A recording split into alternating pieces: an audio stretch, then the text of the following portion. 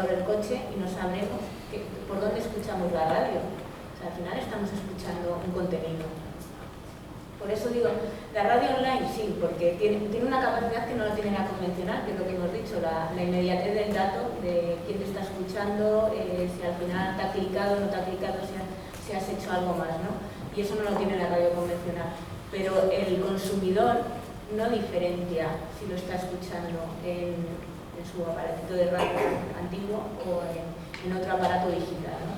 Entonces, creo que a mí personalmente, esto es una opinión mía personal, separarlo de lo que es la radio cuando tiene unos valores y tiene comunes, pues me da igual cómo la escuches, ¿no? Pero es como si dices, el exterior digital es diferente del exterior. Pues hombre, tiene alguna particularidad, pero en el fondo es el medio exterior. Tiene en digital unas posibilidades de innovar, de hacer algunas cosas desde la tecnología que pueden mejorar la idea. Pero yo estoy de acuerdo que al final son diferentes aproximaciones al mismo medio. Porque en el coche, efectivamente, mi hijo ya no va a saber si le he puesto la app de Radio Marca y he conectado el Bluetooth y lo está oyendo online, o he puesto el 105.4. No, eso es la SER. Bueno, yo, a ver, no es que crea que tiene que ser un medio en sí mismo diferente, pero sí que es cierto que creativamente tiene otras exigencias y hay que pensar de manera diferente. ¿Queramos verlo eso como una categorización? Pues no lo sé, pero si no lo hacemos es ya, o sea, un poco lo estamos diciendo antes, ¿no? Las propias agencias creativas, si no piensan en cómo conceptualizar y crear desde el punto de vista de audio, cuando la manera de consumir audio a día de hoy es masiva por la masificación de dispositivos móviles que permiten escuchar en cualquier momento, en cualquier lugar, la mayor parte de los casos se hace con unos cascos, en un entorno muy cautivo y muy personal. Yo creo que eso nos da unas posibilidades, tanto a nivel planificación como a nivel creación de formatos, que no hemos tenido antes, y creo que hay que aprovecharlo, que efectivamente, como decíamos antes, era el gran olvidado, pero ya quisiera más de una marca tener la atención que puede tener una cuña antes de un programa que tú te has descargado y quieres escuchar, o de la emisora que vas a escuchar,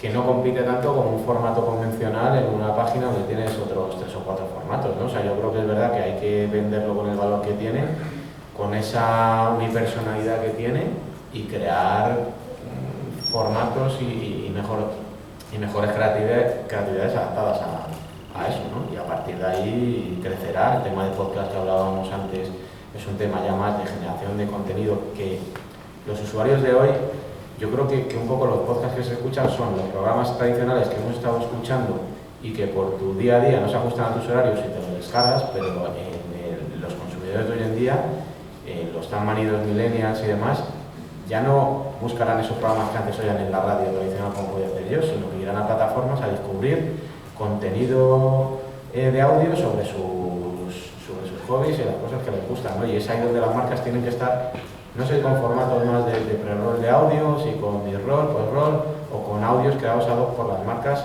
dentro del content del que hablaba un poco antes, pero las formas de consumo van a cambiar definitivamente, y será, como decía antes, la agregación de contenido en plataformas que estén a disposición de los usuarios la solución. Que luego tengan que ser de pago o no, pues ya vendrá. Ha habido muros, los paywalls de determinados medios que no han triunfado. Yo creo que de momento todavía eso es pronto. España es un país en el que pagar por contenido que sea de calidad cuesta mucho. Yo intentaría buscar otras formas de monetización freemium, pero eso ya es otra opinión personalmente. Siguiendo con esta idea que estás apuntando sobre las marcas como generadoras de contenido y de nuevo contenido, me gustaría ahondar un poquito en este territorio. Que habéis hablado de datos y uno de los valores del medio online por su capacidad de medir y de conocer mucha más información que en la parte offline acerca del consumo y de cómo se está descargando o accediendo a nuestra publicidad. Pero hay un territorio que es el territorio del branding, que yo no sé en qué medida se está llegando a utilizar desde el punto de vista de la radio y de la radio online, que es más difícil de medir. Para mí, uno de los valores fundamentales de la radio es su capacidad de conexión. Y cuando digo conexión, me refiero a conexión no hablo de engagement. Problemas de conexión emocional. Sí, a mí, yo creo que si hablásemos de un funnel tradicional desde el conocimiento hasta un poco hasta la venta o la prescripción, obviamente la radio tradicionalmente se ha utilizado como un medio con mucha capilaridad, efectivamente lo que hablábamos antes de las capacidades de segmentación regional y de frecuencia, ¿no? Para fijar mensajes, conectando mejor o peor, pero más o menos han sido las dos patas en las que tradicionalmente se ha utilizado, ¿no? Capilaridad y frecuencia, pero es verdad que es un poco lo que yo acabo de decir, que el hecho de que ahora mismo cualquiera puede escuchar la radio en cualquier momento, a cualquier hora y en cualquier lugar, hace que el número de oyentes haya aumentado y que la posibilidad de conectar con ellos sea mucho mayor, ¿no? Entonces, efectivamente, sí que podemos trabajar el branding a través de la radio con mensajes y creatividades adaptadas y, desde luego, siempre se ha asociado un poco también al banner que acompañaba, porque yo creo que estaba, no sé si de alguna manera para poder vender mejor ese audio se acompañaba de un formato banner convencional para que un poco el CTR o el click justificara ese poder del audio online, pero incluso desde mi punto de vista debería incluso convivir por sí mismo, porque no debemos buscar siempre que el usuario clique en nuestra publicidad en el momento que la está viendo, sino dar un mensaje relevante para el contexto en el momento en el que se encuentra y ya posteriormente eso convertirá. O sea, que efectivamente se pueden ir creando marcas, pero a veces la obsesión de buscar el clic acompañando de un formato display y que solo se le evalúe a través de eso, es un poco donde está la barrera, nos estamos a veces poniendo nosotros mismos, ¿no? Si es audio online, efectivamente, si puede llevar un formato de convencional, genial, porque aprovechar las características del medio y ofrecer al usuario la posibilidad de clicar y conocer más está bien, pero que no sea ese el KPI por el que le mides, porque al final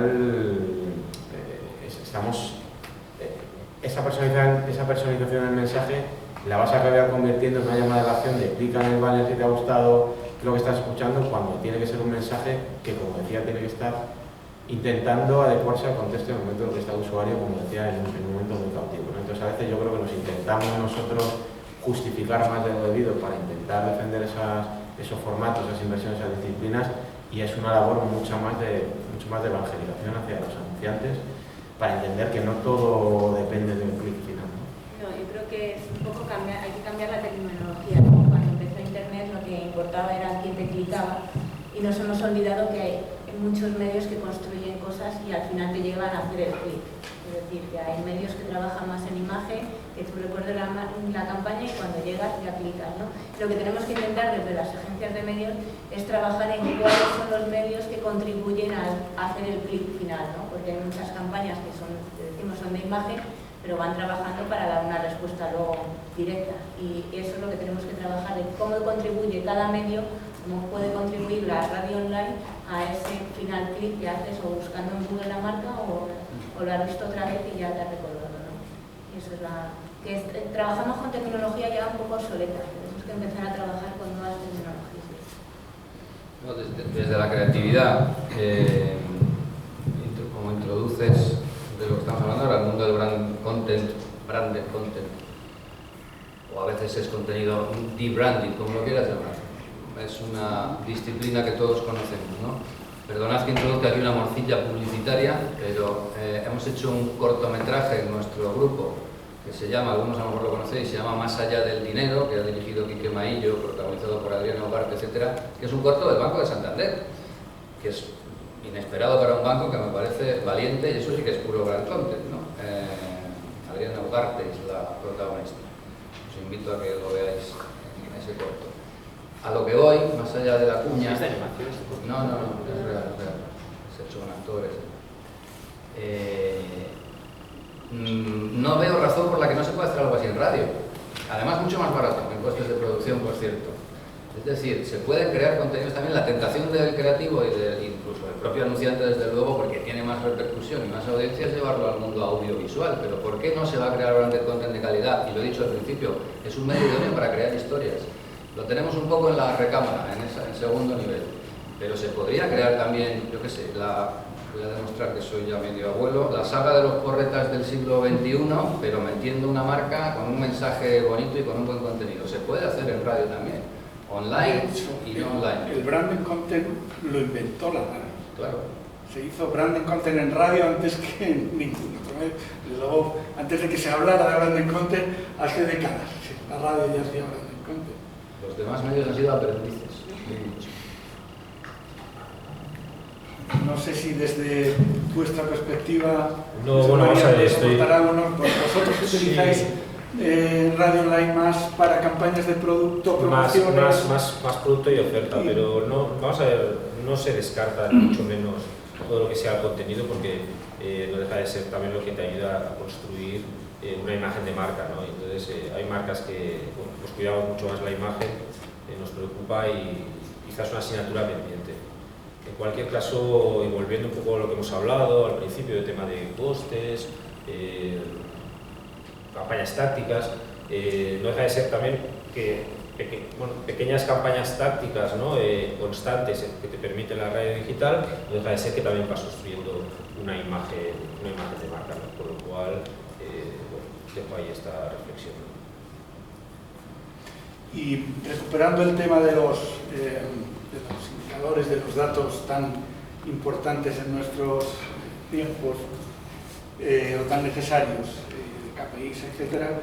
¿Qué opináis de la iniciativa de Aero para certificar audiencias de radio online? ¿Creéis que puede ayudar? ¿Hacen falta iniciativas de este tipo? Bueno, tenemos a José Andrés Gabardo por aquí con nosotros de EMC, que acaban de poner en marcha una incipiente medición del podcast en el EGM para ir viendo qué pasa con esto, que por cierto casi pionera en Europa como iniciativa, que muchas veces nos rasgamos las vestiduras nosotros mismos de lo poco que se miden o de lo mal que hacemos algunas cosas, y cuando estamos teniendo iniciativas por delante de muchos países de nuestro entorno, incluidos los Estados Unidos, ¿no? Que tienen muchas dificultades en esto de la medición.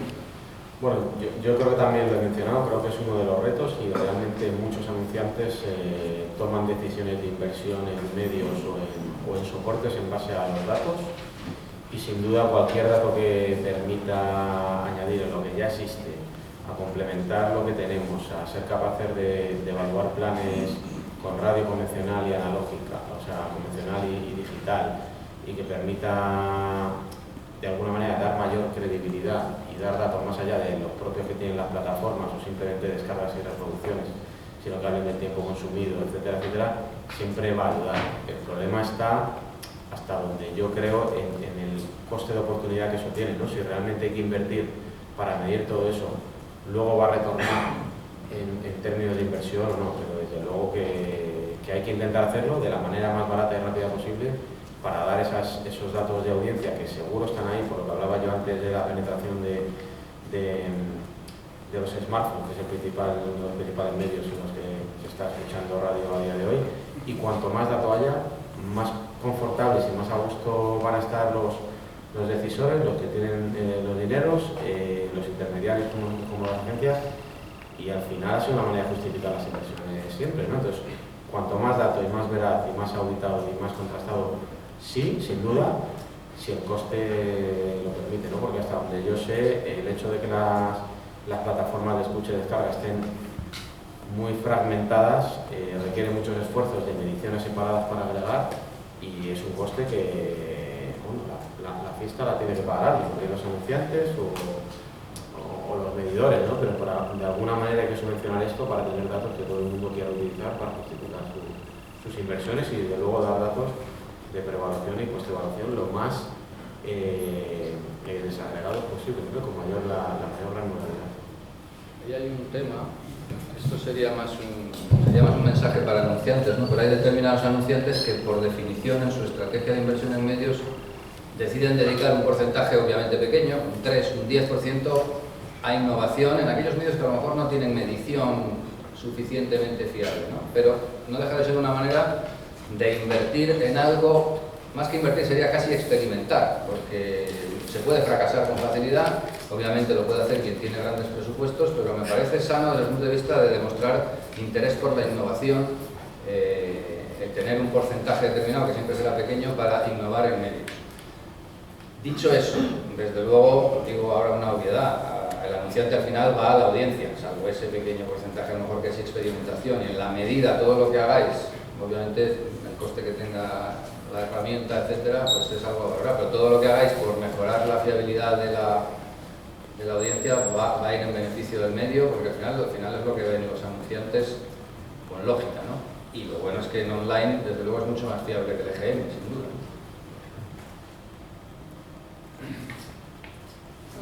Más. Por favor, preguntas desde la sala.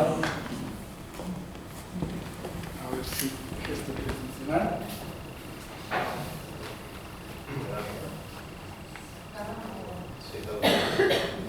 A ver, vale. Bueno, hola de nuevo.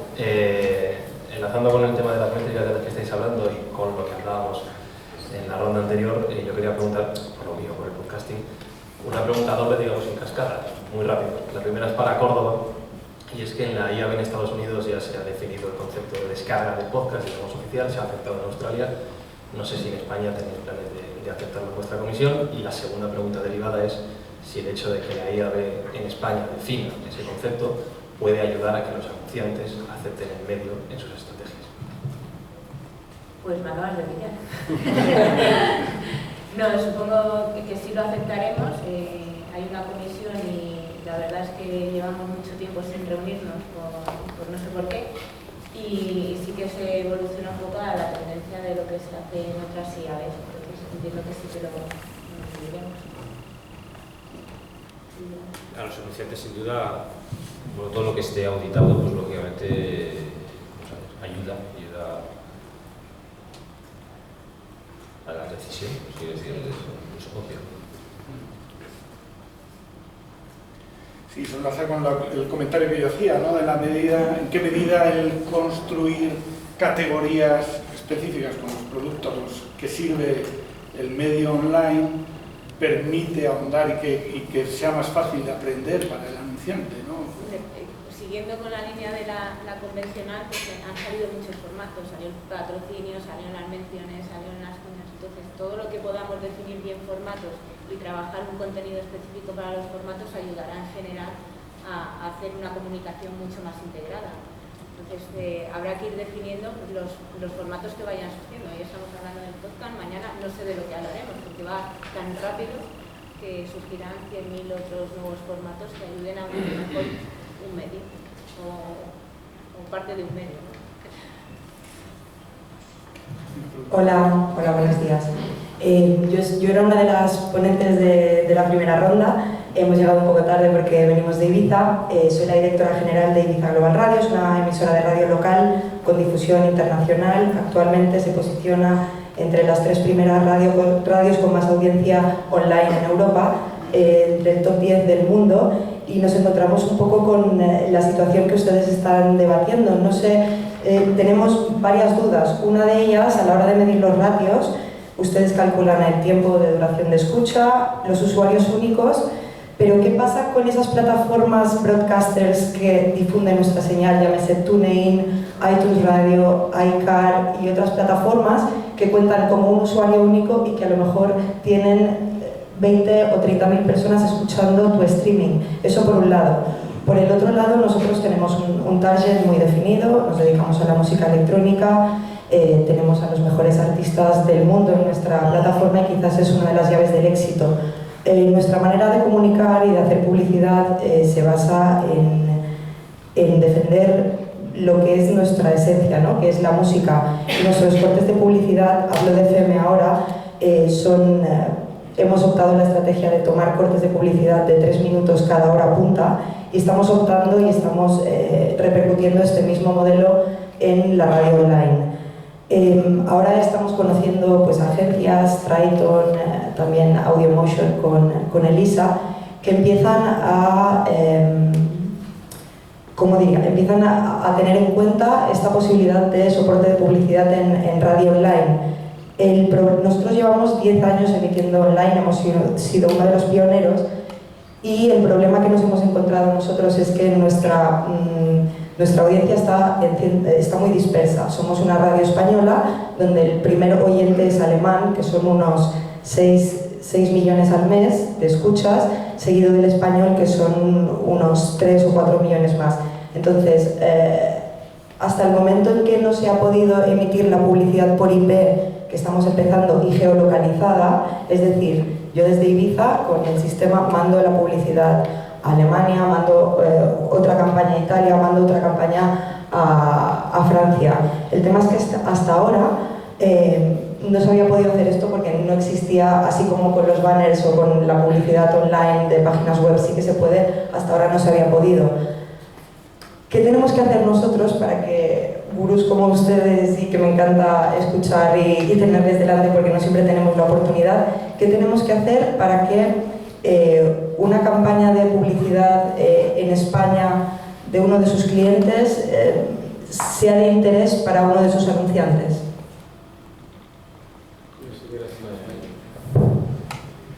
Bueno, antes de nada, enhorabuena por los datos que comentas. No sé la fuente, imagino que es fuente interna y demás, pero bueno. Sí, es fuente interna porque otra de las cosas que no sabemos es cuál es la fuente oficial que mide la audiencia online, no solo en España, sino internacionalmente. Bueno, es un poco lo que comentaba yo anteriormente, ¿no? El tema del medidor oficial en España es Comscore. A partir de ahí todos los datos que sean particulares de cada uno. Yo lo que te transmitiría es que emisoras como la vuestra o de diferentes temáticas, entiendo que hay o puede haber muchas, porque hoy en día la democratización de la tecnología hace que prácticamente cualquiera puede tener una radio, un diario o un blog o lo que quieras hacer, pero realmente para que algún anunciante o alguna agencia canalice inversión para que soporte, realmente tienes que tener una fuerza comercial que haga llegar tu producto al anunciante o a la agencia. Entonces, a día de hoy, para bien o para mal, hay tantas, algunas mejores, otras peores, con más o menos audiencia, que el primer paso que yo te diría o te recomendaría sería unirte a alguna red que agrega diferentes audiencias y a partir de ahí empezar a recibir inversión. Si no es así, me temo que la segmentación geográfica y un poco anunciantes locales es un poco lo único que te va a quedar, porque lo contrario es que tendrías que dedicar más esfuerzos comerciales o de tu día a día, más horas a la venta de tu espacio que a crear el propio contenido que estás haciendo. Entonces, al final, no sé si te llegaría a compensar o no, pero cuando la manera de empezar, y creo que por aquí veo alguna cara conocida de alguna red, que seguramente te puede ayudar, es un poco por ahí, ¿no? Porque no siendo, no teniendo unas métricas o no existiendo a día de hoy un ranking en el que tu soporte aparezca y realmente sea sencillo, tienes que tener una política comercial, es decir, que hay muchas cosas ya no solo la fuerza de venta, ¿no? Sino que tienes que tener definidos una serie de formatos, tienes que tener preparado tecnología. Los tienen. Nosotros hemos seguido el modelo de FM, es decir, nosotros quizás somos de las pocas radios que patrocinamos franjas horarias, y tengo la cadena Mi by Melia, por ejemplo, es el patrocinador de las mañanas en Ibiza Global Radio. La historia es que este anunciante lo hemos conseguido desde dentro de la casa y a través de muchos pasos, desde Ibiza hasta llegar a Madrid, pasando por... Es un poco lo que te decía, que siendo un medio local, yo entiendo tus datos y los datos internos que manejáis, pero realmente si te pones un poco en la piel de las agencias o los anunciantes, existen tantos soportes, tantas radiocadenas, etcétera, a los que ver y conocer, que es prácticamente imposible. Estaríamos solamente durante el día viendo soportes como vosotros. Entonces, para eso existen agregadores de audiencia y de contenido, o tienes una alternativa que ahora habrás oído hablar de ella, que efectivamente es la programática, donde puedes poner tu inventario no sé cómo definirlo de manera muy técnica, pero en entornos donde los anunciantes pueden ir a comprar de manera automatizada y sacar rendimientos de inventario. O sea que yo de verdad te invito a hacer un poco de networking cuando termines, porque hay por aquí personas que saben mucho del sector, que te pueden ayudar mucho desde el punto de vista de la infraestructura comercial publicitaria y que vas a sacar un retorno revenue share muy interesante, y desde luego te vas a despreocupar de una tarea realmente poco grata para ti si realmente lo que te interesa es el contenido. Es un poco frustrante, la verdad, el tener un soporte tan masivo. Sí. Y el no poder acceder a agencias como vosotros, o que nos cueste tantísimo. También estamos en un lugar maravilloso que es Ibiza, pero también está limitado a la hora de hacer... Por eso te digo un poco, analizando las circunstancias en las que te encuentras y por lo que transmites, yo intentaría ver esta alternativa, y luego está la parte un poco más programática, que a día de hoy es un poco más técnica y compleja, pero que es otra vía para volcar tu inventario en un marketplace al que pueden acceder prácticamente todos los anunciantes del mundo, ¿no? Yo creo que es una... Gracias. Vamos a ver, yo contestándote también un poco en la línea de él, ¿no? Es muy difícil, como anunciante, es muy difícil que un anunciante vaya cerrando acuerdos con diferentes, ¿sabes?, emisoras o soportes publicitarios. O sea, es lo que comentabas, ¿no? Estaríamos todo el día reunidos y no sería productivo, ¿no? Con lo cual, para mí el consejo es que busques agregadores, que busques plataformas que integran diferentes emisoras, es lo más práctico. Pero es que entonces también un poco lo que estamos debatiendo, digamos que aquí parto con un punto que es que nosotros estamos avanzados a todo lo que estáis hablando vosotros. O sea, nosotros tenemos un caso real donde hace 5 años que tenemos una audiencia estable en crecimiento 30-40% año tras año, pero tenemos un bloqueo allí que no nos permite el crecer con anunciantes, el poder ofrecer esa plataforma a otros. Entonces, antes, a priori, estabais hablando de, bueno, pues cuando haya un desbloqueo, cuando desde las agencias, cuando se mire más allá de los medios convencionales, pues nosotros estamos ahí y tampoco vemos, no sé si es que vamos demasiado, es una radio muy tecnológica, no sé si es que vamos demasiado por delante de lo que es el propio comportamiento de comprar publicidad y de consumirla, pero hay un sentimiento un poco de frustración o de morir de éxito de tener una plataforma con un nicho totalmente segmentado de gente de nivel medio alto dispuesta a gastar, a consumir ocio, a consumir unas marcas determinadas que no tienen salida a través de vuestra plataforma porque no nos conocéis. Entonces, bueno, a día de hoy no hay ningún ranking, pero también creo que te falta una campaña de comunicación que te des a conocer a todo el sector publicitario, ¿no? Es un poco lo que decía yo, que al final es una guerra que puedes jugar tú sola con recursos internos o propios o apoyarte. Si me permitís, es que no puedo evitar añadir una cosa, Ana. El tema también es que el digital sigue sus propias reglas y hay una serie de formatos que trabajan bajo unas determinadas tecnologías, que están homologados, que hacen y miden unas determinadas cosas. Y no sirve que haya una tecnología distinta en cada sitio. Hay una homologación que va más allá de la agregación, sino que por supuesto tiene que ver con ofrecer los mismos formatos para llegar a unas determinadas audiencias con independencia, digamos, de las radios a través de las cuales está llegando a esas audiencias. Y es por eso que es interesante que os planteéis, efectivamente, contar con ayuda de los distintos entes que nos podemos estar dedicando a aportar ese tipo de soluciones. Gracias. Porque yo creo que es una interesante aportación, ¿no? Y que también se deriva una reflexión, porque en el fondo, en este proceso, los procesos de transformación son complejos y tienen singularidades como esta que ya nos acaba de describir, ¿no? Pero en el fondo yo veo que esto que llamamos proceso de transformación y que tan sorprendidos, perplejos nos tiene a todos, va a ser una realidad permanente. O sea, de aquí en adelante, si hay un nuevo paradigma, es el paradigma del cambio. Entonces, en ese proceso, el que se puedan quedar cosas fuera porque no somos capaces de ajustar o de encontrar el camino para que esas determinadas cosas que están triunfando, que están funcionando, porque la inercia de la que venimos tampoco se adapta a poder permitir que eso entre o que lo podamos recibir. La segunda solución que te aportaba yo de la compra programática, que también te animo a explorarla, al final es una metodología de compra y venta de inventario totalmente ya estandarizada y basada en tecnología que te permite poner tu inventario al servicio de cualquier comprador. Te hablo de cualquier agencia, cualquier anunciante del mundo. O sea que volcando tu inventario con las características que tiene de consumo en diferentes idiomas o un consumidor muy cualificado con un profile muy definido, seguramente que sea muy interesante para muchas marcas que no lo conocen, pero que es una vía de poner tu inventario a disposición prácticamente de cualquier campaña existente. Yo te animo a todas esas dos vías, a través de red o a través de programática y bueno, ya lo